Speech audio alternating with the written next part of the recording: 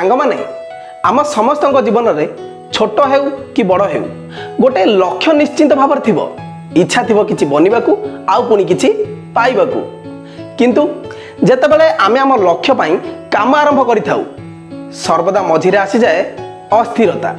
जेतेबेले आमे आम लक्ष्य पाई काम करने को बसी पड़ू ठीक सही समय रे जदि सांगर फोन कॉल आसी जाए आ से कहे आज रात्रि कहार बर्थडे पार्टी अच्छी कि काली सकाल को कुआडे बुलिबा को जिबार अच्छी आम मन से सबू काम को भूली से कथा को चिंता करने को बसी पड़े। ठीक सही परी जदि कौन से एक सोशल मीडिया साइट रु किसी नोटिफिकेशन आसी जाए आम मन सबू काम को भूली मोबाइल पाख को चली जाए। यही सब गुड़ाक होउछि आम मनर अस्थिरतार कारण आउ ए अस्थिरता पाई आमे आम काम रे ठीक से ध्यान दे पारि न थाउ जेउथि कि आम एकाग्रता संपूर्ण भाव में भांगी जाई थाए। एहा द्वारा आम ध्यान करुथिबा काम उपरु हटि जाई थाए। जदि आपण भी एही भली समस्या दे गति करुछंती ताहले एही भिडियोटी आपणक पई।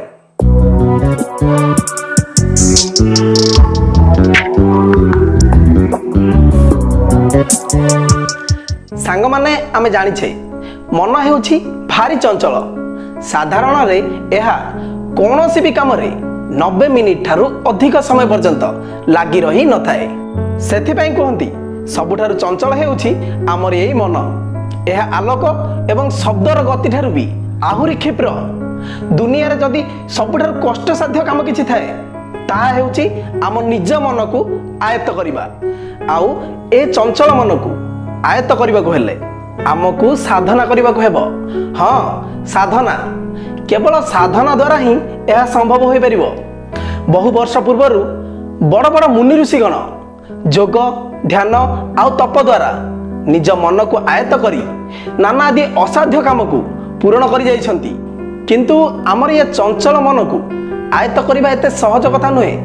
यह एक जंगली घोड़ा भली होता है। प्रथमे प्रथमे यह को काबू करबा पई आमे जेते जोर लगेबा से सेते अधिक बेकाबू हेबा को लागि थाए। तेणु प्रथमे ताको शांत करबा को पड़िबो तापरे ता बेकरे लगाम लगैला परे जाई से आम आयत को आसी थाए आउ आम इशारा रे सब काम करि थाए। ठीक सेमिति आमर ये बेकाबू मन को आयत करबा को हेले प्रथमे जोग आ ध्यान द्वारा एहा को शांत करबा को पड़ि थाए आउ तापरे संकल्प रूपी लगाम द्वारा आमे एहा को काबू करि परिबा। संकल्प माने निजे निजको कथा देबा कौन से एक काम को पूर्ण करने पाई निजको प्रतिश्रुति देबा। जेमिति कि जो पर्यंत आज ए काम न सरी मु एठू उठिबी नहीं आग ए काम को सरेबी तापर जाई जो कथा। जदि आमे आम लक्ष्य पथरे एही भली छोट छोट संकल्प नहीं आमे आमर काम करि चलिबा ताहले धीरे धीरे यह आमर अभ्यास रे बदली जिवो।